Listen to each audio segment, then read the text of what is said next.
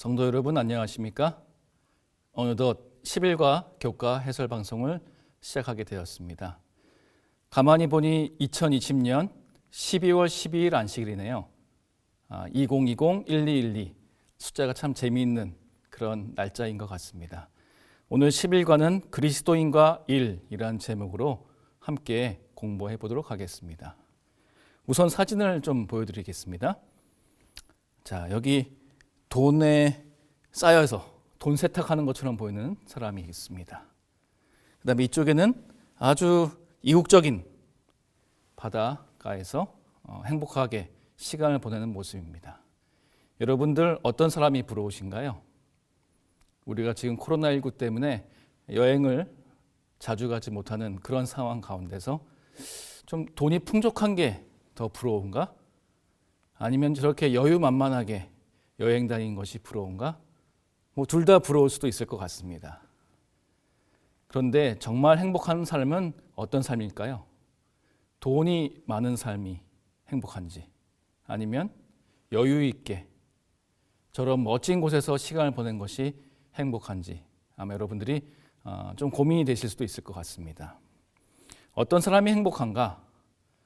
그리스도인으로서 우리는 행복에 대한 남다른 정의를 가지고 있습니다. 우선 몸과 마음이 건강해야겠습니다. 몸이 건강하지 않으면 아무리 돈이 많고 권력이 있어도 행복하지 않겠죠. 하지만 몸만 건강해서는 안 되겠습니다. 마음이 건강해야 인간관계와 또 일에서 행복할 수가 있겠죠. 결국 우리의 존재 전체가 하나님의 뜻대로 하나님의 형상으로 회복돼서 건강한 삶을 사는 것이 행복한 삶일 것입니다. 두 번째로 이 생에서도 복을 누리고 내세에서도 복을 누릴 수 있는 사람, 이 사람이 정말 행복한 사람이겠습니다. 우선은 내세에서 영생을 보증받고 내세의 복을 받을 것을 예비된 그런 사람이라면 행복하겠습니다마는 이 생에서도 하나님이 내려주시는 복을 누리고 즐길 수 있다면 더욱 행복할 것입니다. 그 다음 세 번째로 우리가 흔히 사람들이 얘기하죠. 일과 사랑 둘 다 두 마리 토끼를 잡을 수 있을까? 이런 얘기를 하는데, 일에서, 사랑에서, 다른 말로 말하면 직업과 인간관계에서 모두 존경받고 인정받는 사람이라면 행복하게 살고 있다라고 말할 수 있을 것 같습니다.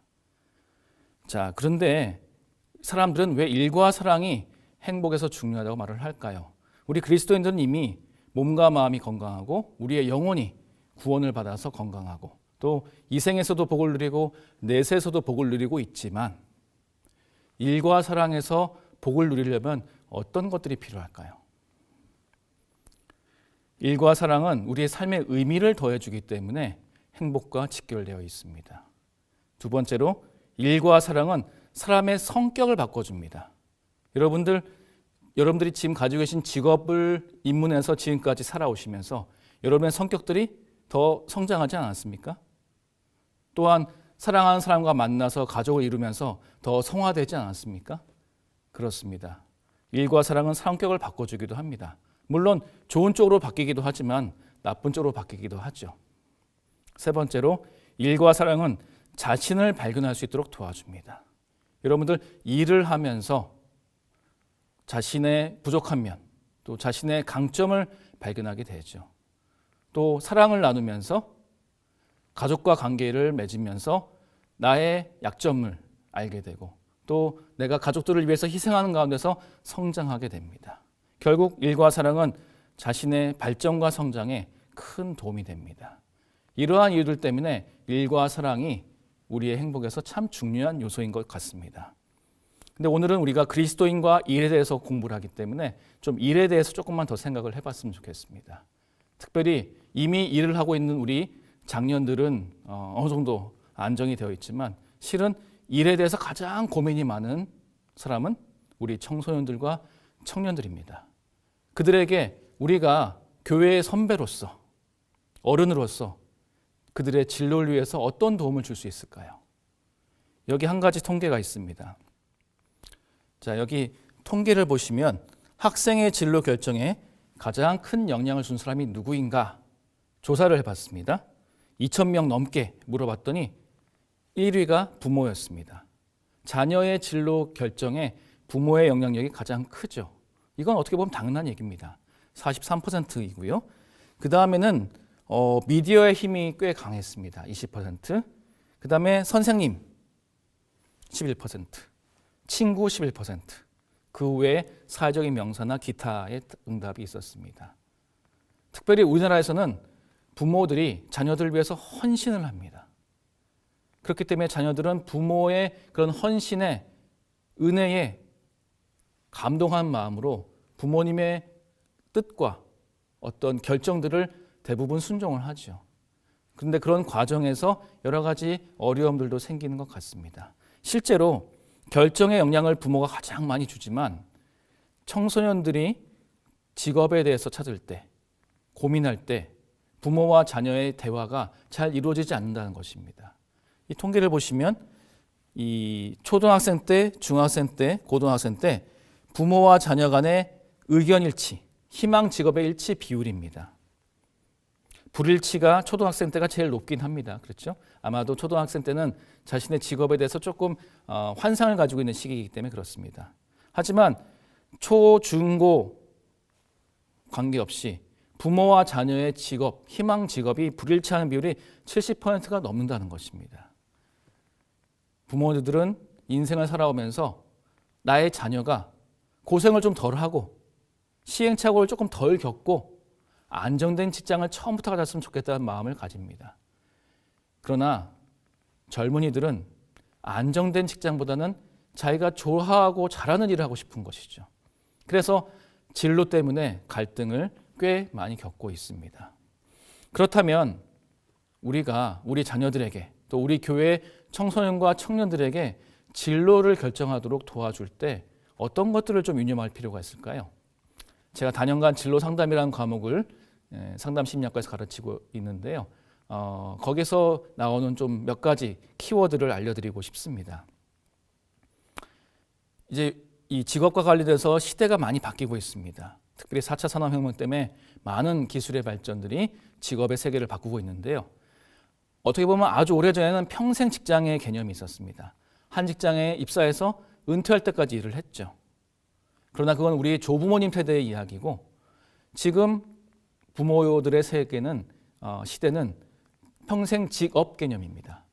직장은 바뀌지만 한 직업을 꽤 오래 유지를 합니다. 물론 좀 은퇴 시기가 좀 빠른 그런 직군들은 은퇴해서 자영업을 하시기도 하죠. 하지만 우리 자녀들이 살아갈 시대는 우리랑 또 다를 것입니다.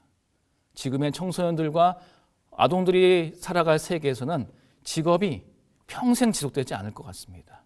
기술의 발전이 워낙 빠르기 때문에 바라기는 예수님께서 빨리 재림하셔서 우리 자녀들이 좀 덜 고생했으면 좋겠지만 잘 모르겠습니다. 얼만큼 이 세상이 이어질지는 아무도 모르지만 그러나 여하튼 우리 자녀들이 살아갈 세계에는 기술의 발전이 너무나도 빠르기 때문에 한 직업으로 평생을 일하는 그러한 시대는 이르러 올 것 같지 않습니다. 특별히 100세 시대가 되면서 적어도 일생 동안 직업이 2-3번 이상 바뀌는 그런 시대를 살지 않을까 예상하고 있습니다. 그래서 그걸 직업 유목 시대 또는 직업 노마드 시대라고 저는 좀 부르기를 좋아합니다. 우리랑 전혀 다른 세계를 살아갈 그런 자녀들에게 우리가 어떻게 지도를 해줄 수 있을까 고민이 될 수 있습니다. 한자에 이런 말이 있죠. 지피지기면 백전불태라. 간혹 백전백승이라고 표현할 때가 있는데 그거는 정확한 표현이 아니고 나를 알고 상대를 알고 나를 알면 100번 싸워도 물러섬이 없다. 위태로움이 없다. 이런 정도의 뜻입니다. 진로를 지도할 때 여기에 나와 있는 것이 굉장히 중요한 요소가 들어있습니다. 지피지기입니다. 상대를 알고 나를 아는 것이죠. 진로 지도에서 상대는 누굴까요? 직업의 세계겠죠.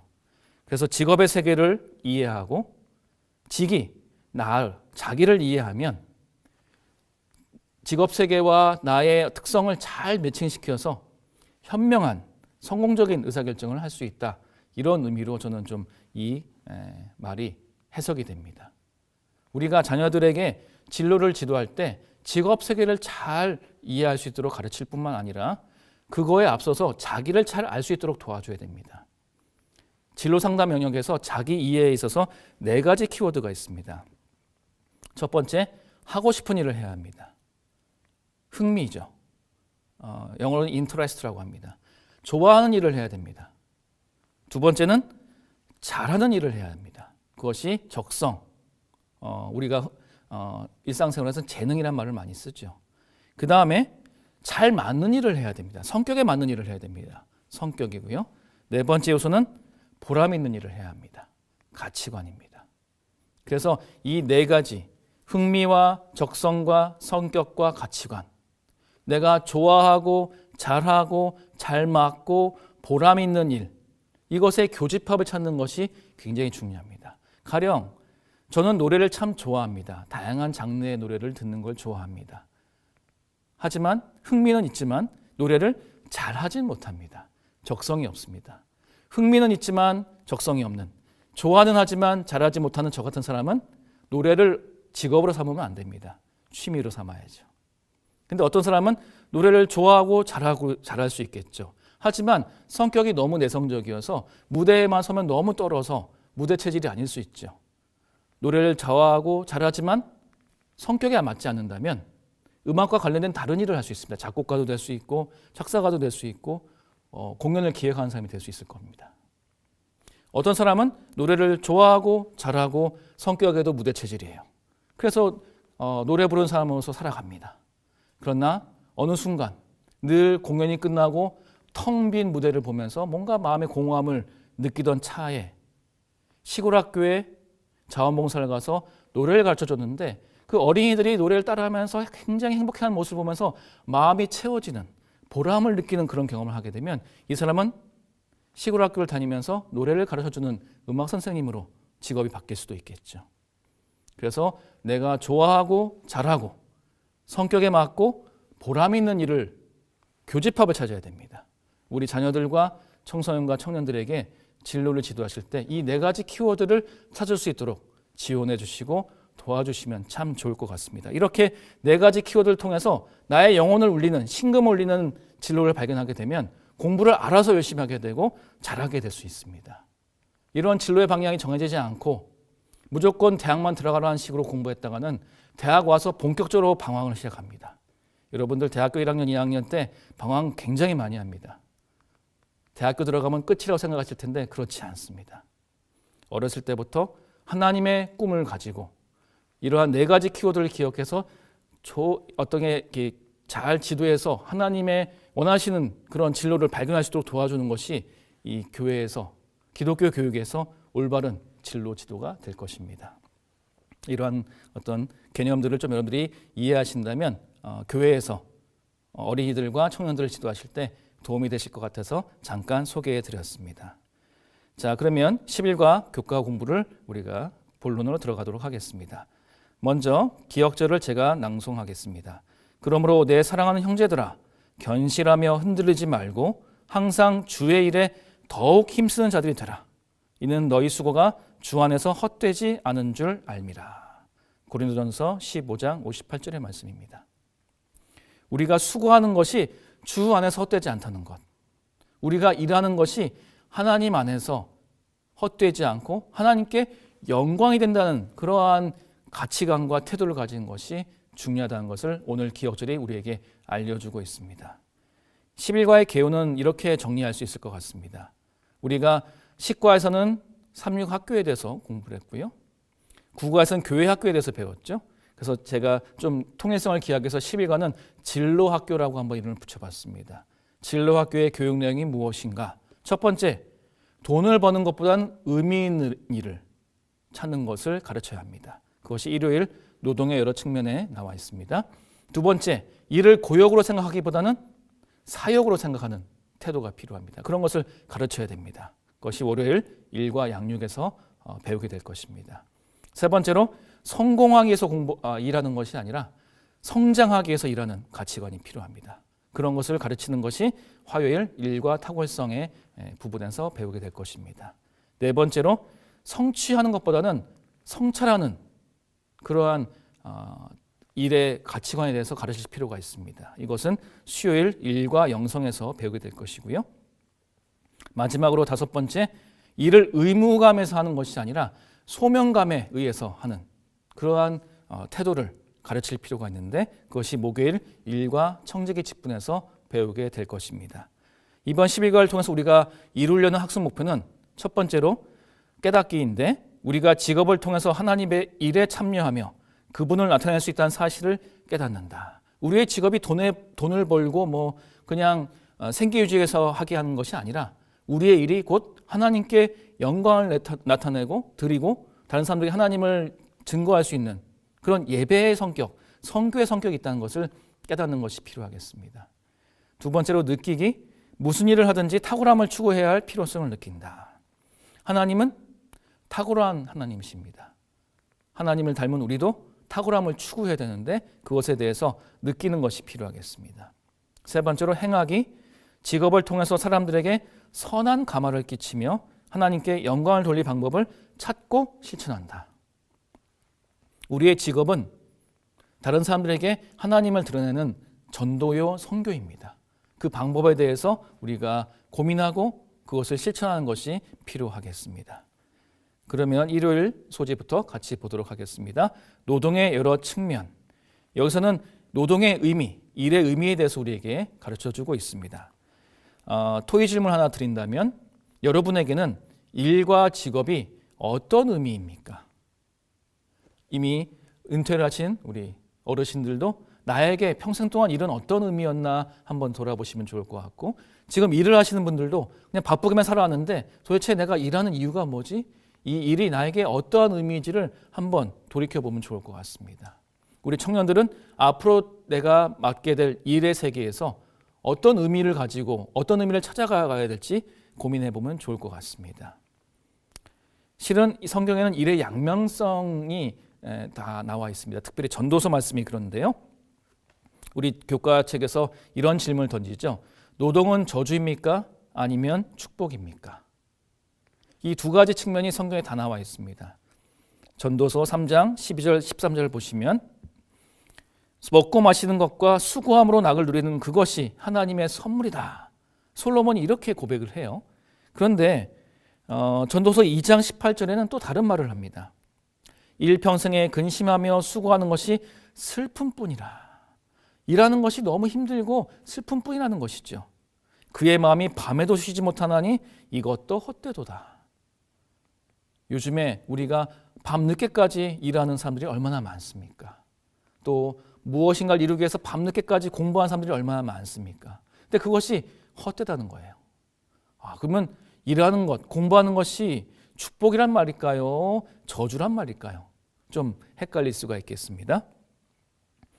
이 진로 상담 영역에서는 일의 의미를 이렇게 세 가지로 좀 정리해서 제시를 합니다. 첫 번째는 일은 생업이다. job입니다.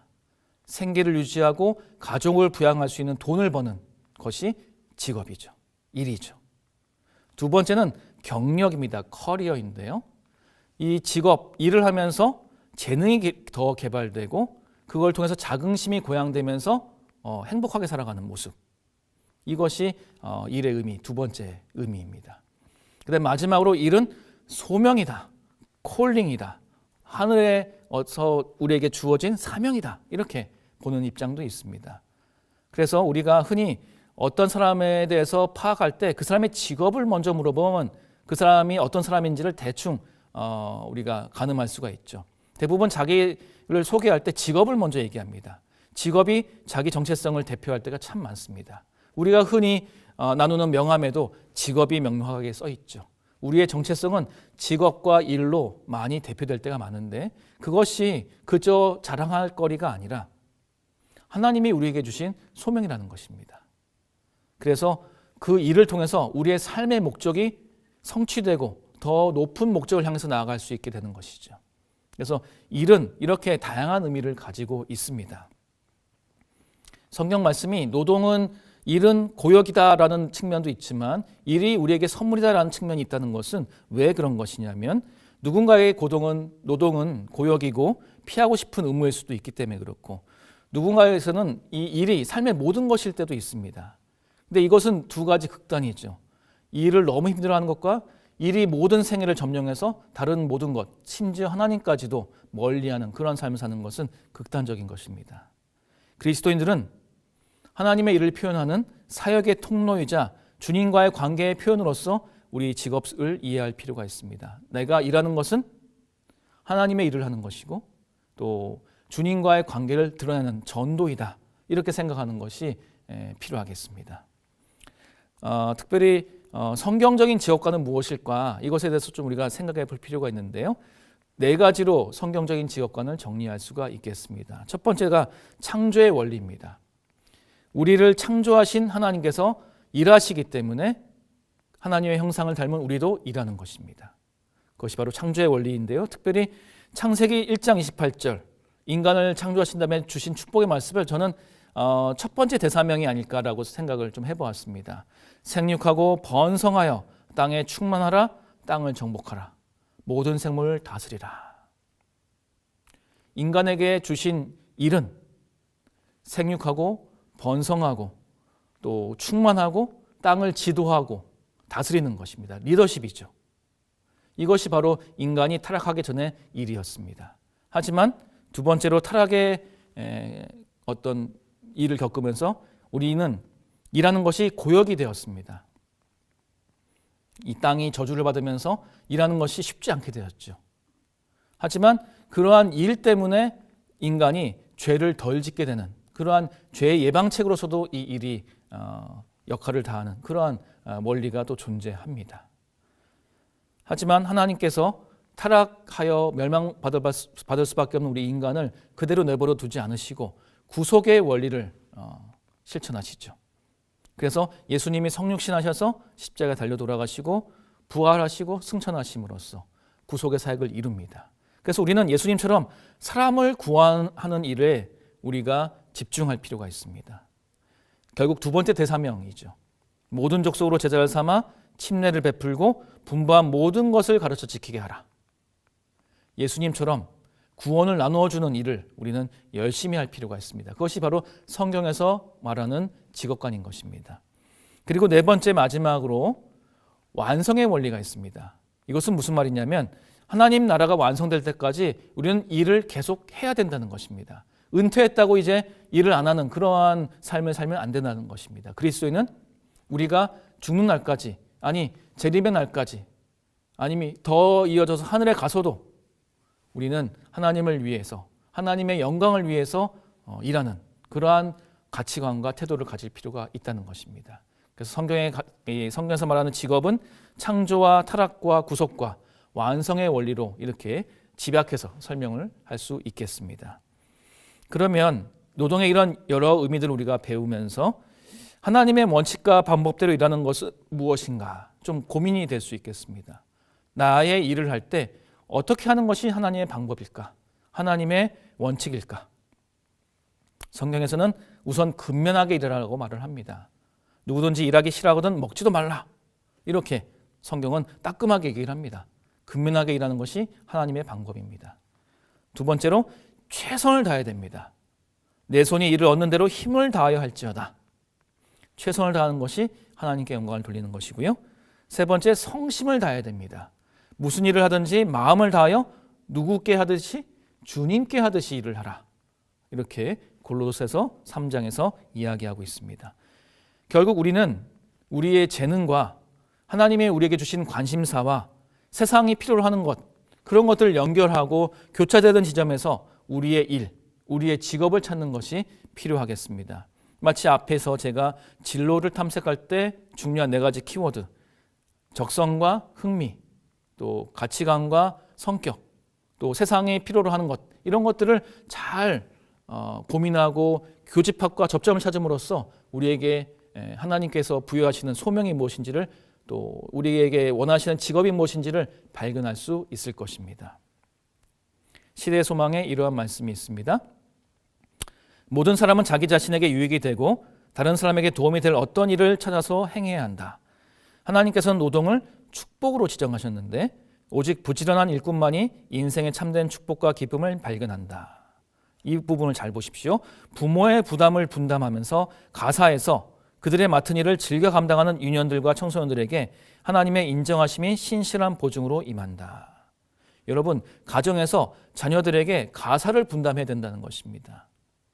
집에서 작은 심부름부터 시작해서 가사를 맡아서 훈련을 받은 어린이와 청소년들이 자기의 일을 성실하게 일할 뿐만 아니라 작은 일에 충실함으로 더 큰 일을 맡게 되는 그런 축복을 누리게 될 것입니다.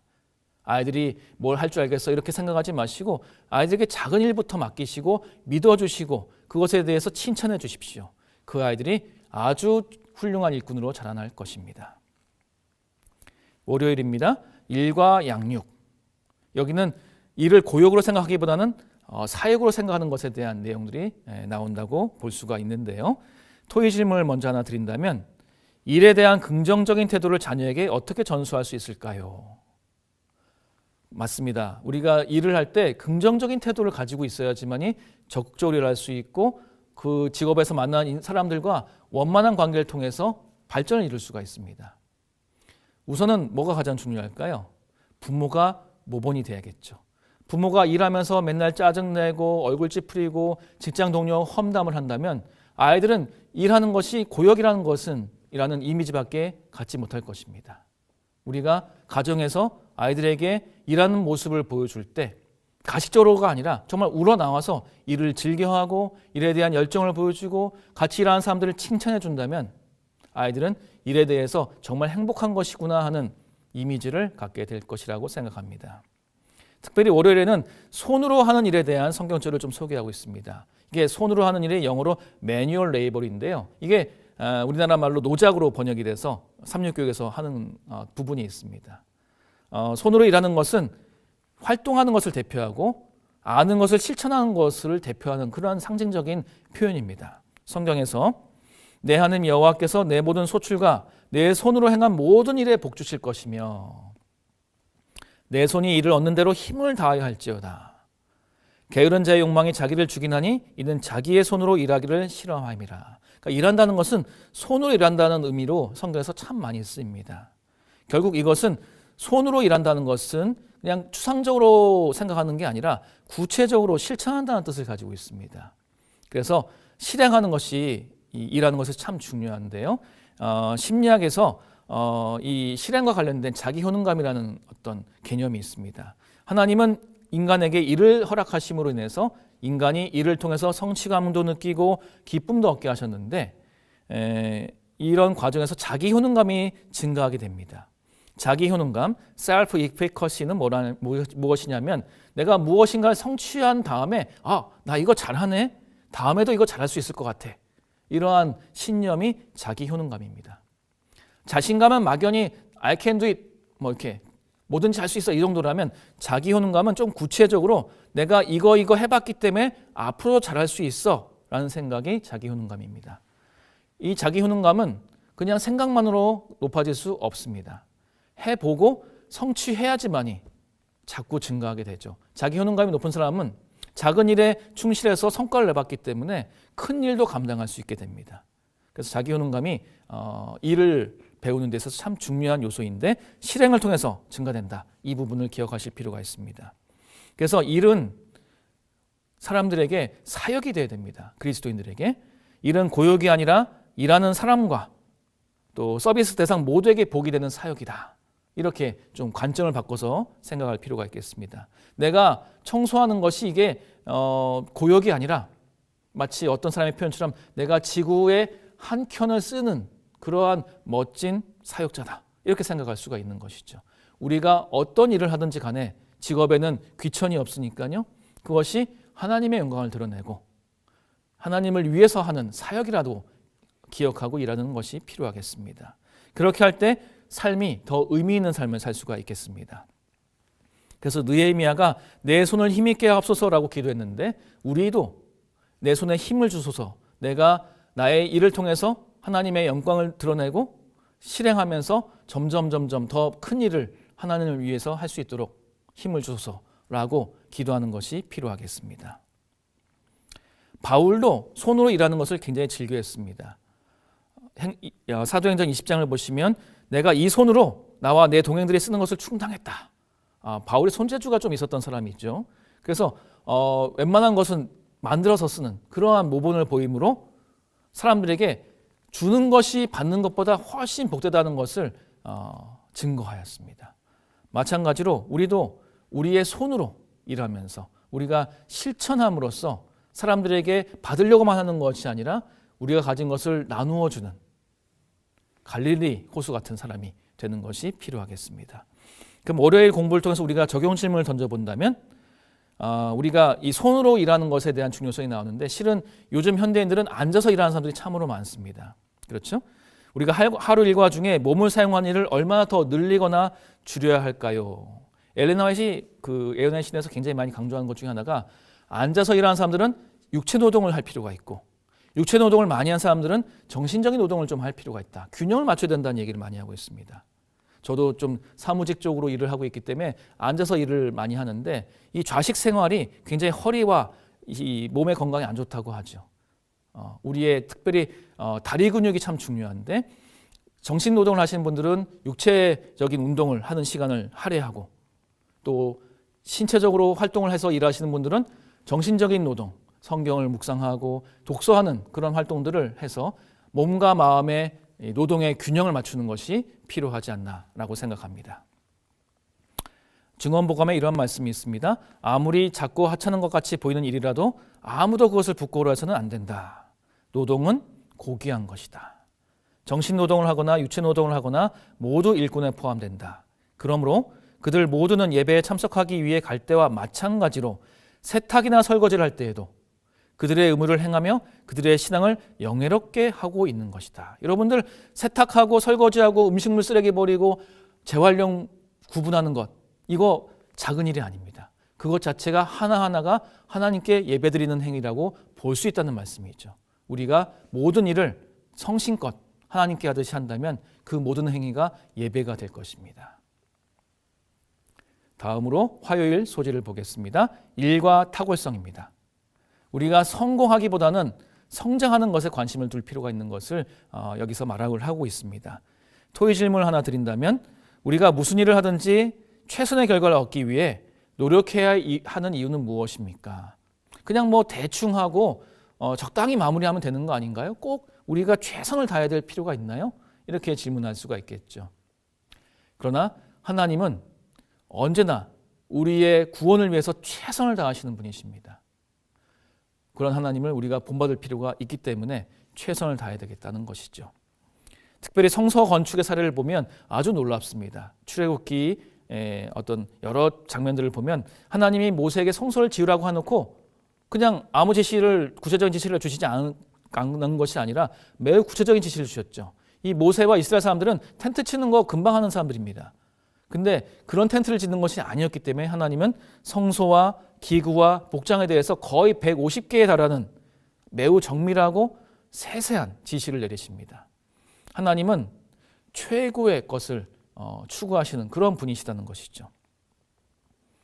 하나님은 인간이 재능을 활용하여 탁월성을 추구하는 가운데서 최대한 성장하기를 바라시는 분이십니다. 우리에게 완벽한 것을 기대한다기보다는 우리가 그렇게 탁월함을 추구하는 과정에서 성장하는 그 기쁨을 누릴 수 있도록 우리에게 이러한 표준을 제시해 주신다는 것입니다. 하지만 하나님은 높은 표준만 제시하고 채찍질하는 분이 아니십니다. 성소를 지을 때도 보시면 아시겠지만 하나님은 그렇게 지시하신 다음에는 도우신 하나님이시죠. 그 표준이 높아 보였지만 추진력을 가질 수 있도록 백성들에게 성령으로 감화하셨고 또 인력을 제공해 주시고 자원을 제공해 주셨습니다. 그래서 하나님의 영으로 충만하고 기술과 능력과 지식을 갖춘 인재들 덕분에 성소를 잘 지을 수 있었고 또 지금도 하나님의 사업은 하나님의 영으로 충만한 이러한 인재들 통해서 또 자원들을 통해서 발전하고 있는 것입니다. 비록 우리가 타락으로 인해서 능력은 저하되었지만 맡겨진 일은 무엇이든지 하나님이 주신 은사와 지혜를 활용해서 최선의 결과를 얻기 위해서 노력할 필요가 있습니다. 100%를 늘 할 수는 없겠죠. 하지만 최선을 다하다 보면 차선까지는 우리가 할 수가 있습니다. 그래서 우리가 최선을 다해서 100%를 지향하지만 100%는 인간에게 없죠. 그렇게 해서 하다 보면 80%, 85% 정도 할 때 그로 인해서 많은 사람들이 복을 누리게 되는 것입니다.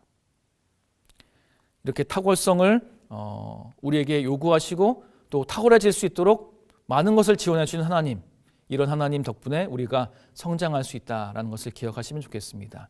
그렇다면 우리가 가정과 교회나 또 학교나 직장에서 어떻게 하면 탁월성을 추구할 수 있을까? 우리가 교회에서 특별히 더 탁월하게, 좀 더 성심껏 완벽을 기해야 될 일들은 무엇일까? 특별히 영혼을 구원하고 침례받은 이후에 계속 영혼에게 관심을 기울이고 제자 훈련시키는 것에 우리가 더 완벽을 기할 필요가 있을 것 같습니다. 침례받고 교회를 떠나는 사람들이 참 많죠. 그러한 낙심자들이 생기지 않도록 우리가 영혼을 구원하고 또 그들을 위해서 계속 애쓰는 그러한 기술을 그 부분에 있어서 더 완벽을 기할 수 있다면 얼마나 좋을까 이런 생각을 해보았습니다. 여러분들도 내가 교회에서 직장에서 뭘 좀 더 기술을 연마해서 완벽을 추구할 수 있을까를 고민해 보셔도 좋을 것 같습니다. 하지만 이렇게 탁월하게 일을 하려고 하다 보면 때로는 일 중독에 걸려 넘어질 수도 있습니다. 일 중독과 탁월하게 일을 하려고 하는 그것은 어떻게 구분할 수 있을까요? 우리가 그 선을 넘지 않으려면 어떻게 해야 될까요? 전도서에 이런 말씀이 있습니다. 그의 마음이 밤에도 쉬지 못하나니. 여러분, 일은 직장에서 끝내시고 집에 돌아왔을 때는 쉼의 시간을 가지는 것이 필요합니다. 하루의 일과에서 인간이 6시간에서 7시간 정도 자서 하루에 3분의 1 정도는 자야 3분의 1을 활력 있게 일할 수 있습니다. 또 일주일에 7일 중에 안식일 하루 정도 푹 쉬면서 하나님 안에서 은혜를 누려야지만이 나머지 6일 동안 힘써 일할 수가 있는 것입니다. 쉼을 가지는 것이 일 중독을 예방하는 굉장히 중요한 원칙이죠. 또한 성공해서 뭔가 명예와 권력과 돈을 많이 가지려고 하는 그러한 욕심보다는 하나님이 허락하신 재능 안에서 성장하는 것에 관심을 가진다면 일 중독을 예방할 수 있을 거라 이렇게 생각해 봅니다. 선지자 왕의 이러한 말씀이 있습니다. 완전하신 하나님께서 성막을 건축하던 자들에게 요구하셨던 재주와 기술과 정확성과 지혜를 우리의 노력에도 적용해야 하지만 모든 일에 있어서 최대의 재능이나 가장 훌륭한 봉사도 뭐가 있어야 된다고요? 자아를 태워버릴 산 제물로 제단에 올려놓을 때에만 간합된다는 사실을 기억하여야 한다. 인간의 재능과 우리의 탁월함이 이 모든 것을 이뤘다라는 자만에 빠지지 않도록 늘 하나님 앞에 겸비하고 우리 스스로를 하나님 앞에 산 제사로 드리는 그러한 매일의 묵상과 헌신의 삶이 우리가 일중독으로부터 또 교만에 빠지는 것부터 막아줄 수 있다는 그러한 권면의 말씀입니다. 다음으로 수요일 같이 공부하시겠습니다. 일과 영성입니다. 여기서는 일을 통해서 성취하는 것보다는 나의 내면을 성찰하는 것이 더 중요하다라는 것을 알려주고 있습니다. 우리가 직업을 통해서 만나는 사람들에게 선한 감화를 끼치려면 어떤 영적인 준비가 필요할까요? 물론 아침마다 묵상을 통해서 성경 말씀과 기도록의 말씀을 묵상하면서 하루를 계획하고 기도로서 오늘 만날 영혼들을 주님의 뜻 안에서 대할 수 있도록 힘을 달라고 지혜를 달라고 기도하는 것이 매우 필요하겠습니다. 우리가 직업을 통해서 참 많은 사람들을 만납니다. 그들에게 우리가 하나님의 영광과 그리스도의 향기를 잘 나타내고 있는가 돌아볼 필요가 있겠습니다. 일은 육체에만 연결된 것이 아닙니다. 정신에만 연결된 것이 아닙니다. 우리의 전 존재와 연결되어 있습니다. 일과 영성은 특별히 뗄 수 없는 관계이라는 것을 교과책에서 강조하고 있습니다. 기독교 신앙은 이를 포함한 삶의 모든 차원에서 드러내는 새로운 존재를 창조한다. 그래서 모든 일에는 영적인 은사나 성령의 열매와 관련된 측면이 있기 때문에 우리가 일을 영성, 신앙과 분리해서 생각하지 말아야겠습니다. 특별히 영적인 사람에 대한 정의를 신학성경 주석사전에 보면 자신의 삶의 방식에서 성령의 열매를 나타내는 사람이다. 즉 일상생활과 직업생활에서 성령의 열매를 나타내는 사람이 영적인 사람입니다. 영적인 사람이라고 해서 사막에서 혼자 거룩하게 죄 하나도 짓지 않는 그런 사람이 아닙니다. 영적인 사람은 삶의 현장 가운데서 성령의 열매를 나타내는 사람이다. 이거 굉장히 중요한 말씀이겠죠?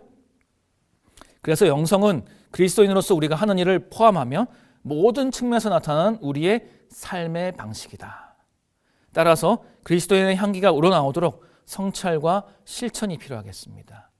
우리가 삶의 치열한 현장에서 하나님을 드러내고 그리스도를 잘 나타내려면 우리가 아침마다 준비가 되고 영혼을 사랑하는 마음으로 또 내 직업에서 최선을 다하는 그러한 실력을 가지고 임할 필요가 있겠습니다. 그렇다면 이 수요일의 내용을 통해서 우리가 적용 질문을 던져본다면 세상에 우리가 거하고 있지만 속해 있지는 않죠. 그러한 그리스도인으로서 현재의 일터에서 직장 동료나 고객에게 어떤 영적인 감화를 끼칠 필요가 있을까요? 그런 영적인 감화를 끼치려면 우리가 어떤 준비가 필요할까요? 아마도 우리가 성경 말씀을 묵상하고 또 제자 훈련을 받으면서 어떠한 상황과 어떠한 유형의 사람들을 만나더라도 하나님을 드러낼 수 있는 그러한 훈련을 많이 연습도 해보고 머릿속으로 이렇게 상상도 해보면서 사람들에게 어떻게 하면 하나님을 잘 드러낼 수 있을지 좀 연습하고 대본도 써보고 이런 것도 좀 필요하지 않을까 싶습니다. 물론 성령님이 감동하시므로 인도하시는 것이지만 우리가 어떠한 상황이 닥쳐더라도 당황하지 않고 하나님의 어떤 영광과 그리스도의 사랑을 우리의 고객에게 또 우리 직장 동료에게 나타낼 수 있어야겠습니다. 그러한 것을 위해서 기도하면서 준비하고 연습하는 그러한 노력을 우리 같이 기울여 보면 좋겠습니다. 증언보감에 이러한 말씀이 있습니다. 성령께서 교인들의 마음을 다스리신다면 우리 교회는 말이나 봉사이나 영성에 있어서 지금보다 훨씬 더 높은 수준을 보게 될 것이다.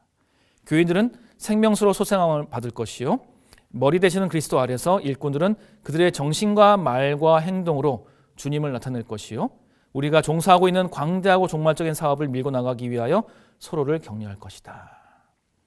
그래서 우리가 성령의 감화를 받아서 우리의 말과 행동에서 주님을 잘 드러낸다면 우리의 직업, 우리의 직장이 곧 영성이 넘치는 곳이 될 것입니다. 목요일입니다. 일과 청지기 직분.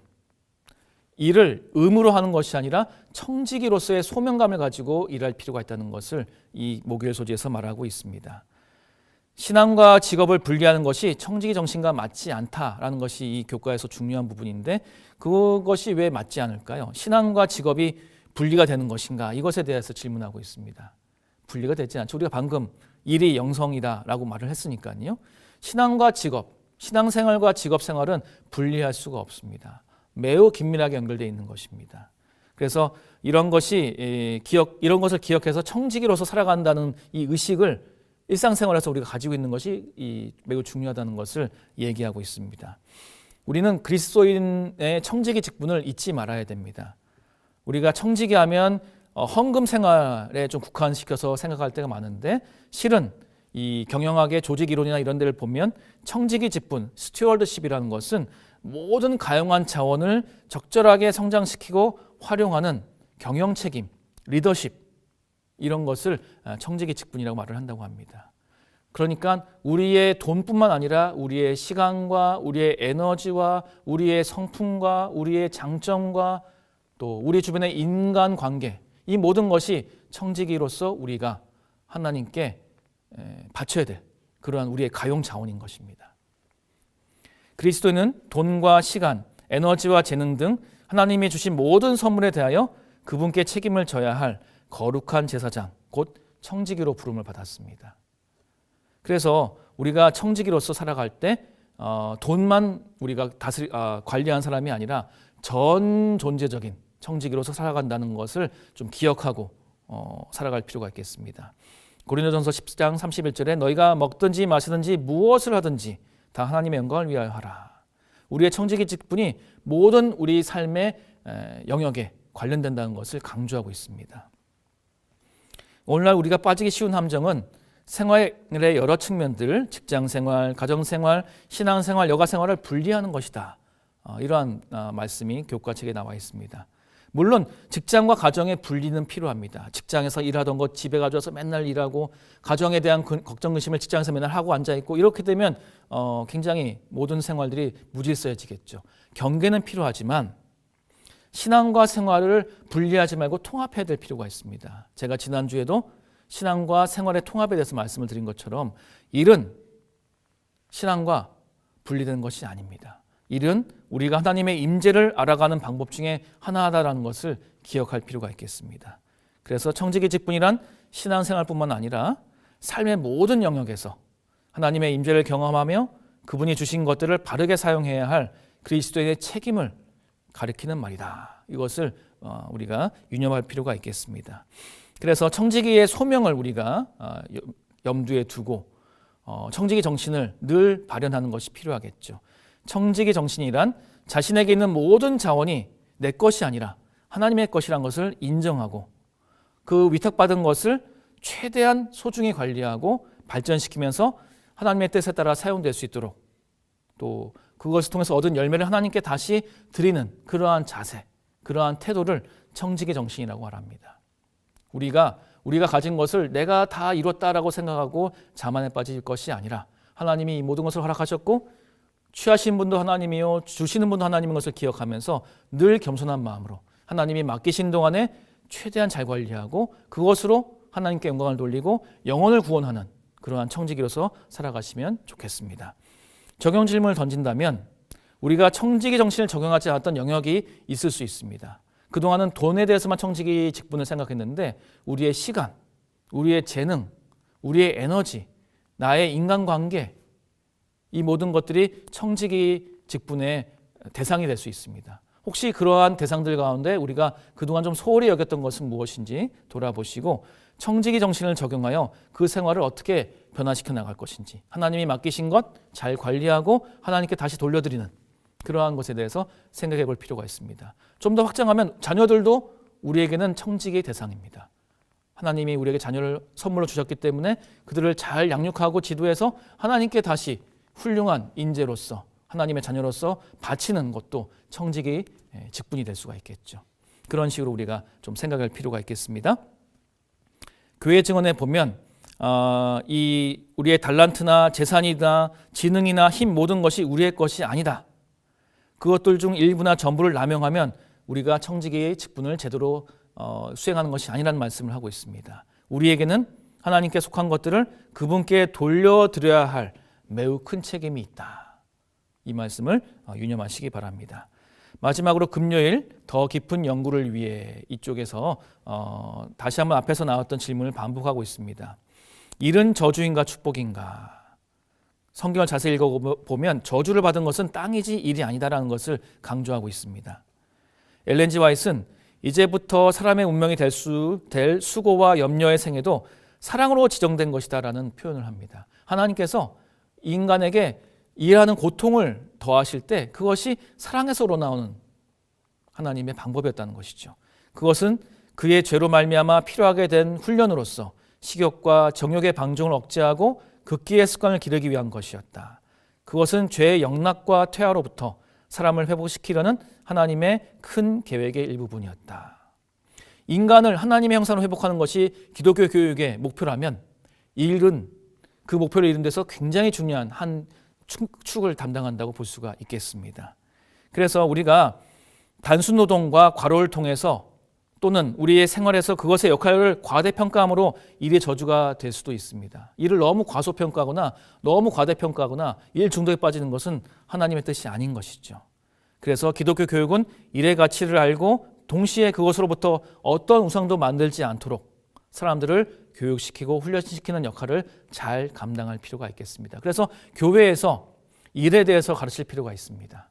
물론 삼육학교에서도 가르치겠지만 교회에서 일에 대해서 가치관에 대해서 하나님께 영광을 드리는 청지기 직분으로서 일을 자세하게 가르쳐주고 또 교회의 어른들이 멘토가 되어서 청소년들과 아동들 중에 교회의 어른들이 가지고 있는 직업에 관심이 있다면 연결을 해줘서 지도해주는 그러한 노력들도 필요할 것 같습니다. 오늘 11과를 통해서 우리가 결론을 내린다면 이렇게 정리할 수 있겠습니다. 타락하기 전에도 인류의 조상은 일을 했습니다. 물론 이후에 그것은 고역이 되었지만 청지기 정신과 영성의 기초 위에 수행되는 그리스도인의 일은 성취감과 기쁨을 얻는 방편일 뿐 아니라 하나님을 나타내고 그분의 일을 진척시키는 통로가 될 수 있습니다. 직업을 위한 기독교 교육에는 이런 개념이 포함되어야 합니다.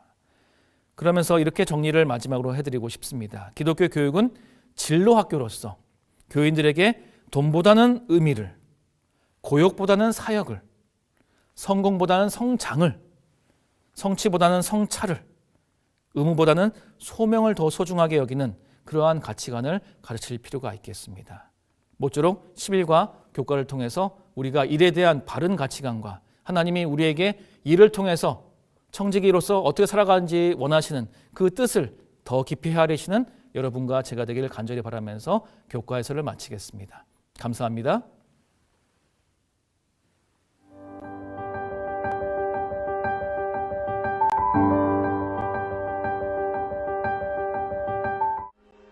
사 년 전 남편이 떠났습니다.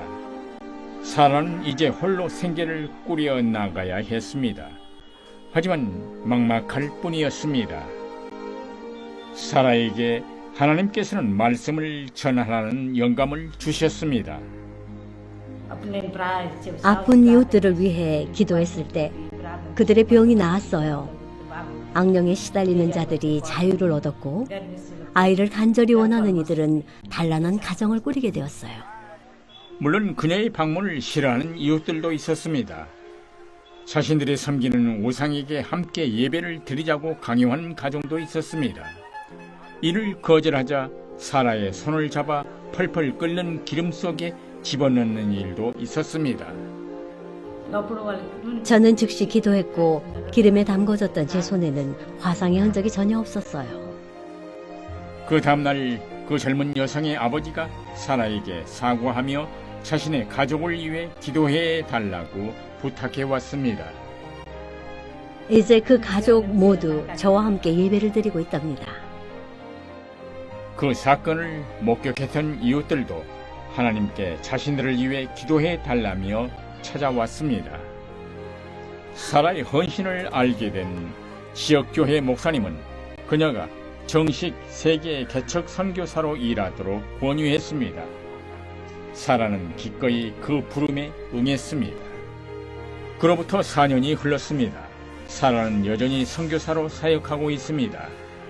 안식일이면 마을의 여성들을 집으로 초대해 예배를 드립니다.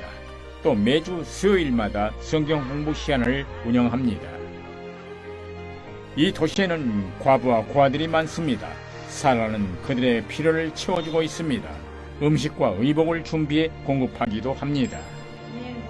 여분의 옷이 있으면 그들을 입힐 수 있고 음식이 부족한 이들은 제가 먹일 수 있습니다. 이 모두가 제 임무라고 생각해요. 사라는 이제 더 이상 슬퍼하지 않습니다. 남편이 떠난 후에 하나님께서는 제게 능력을 주셨습니다. 전 복음 설교자가 되었어요. 제 모든 필요는 주님께서 공급해 주심을 믿습니다. 사라 선교사를 위해 기도해 주시기 바랍니다.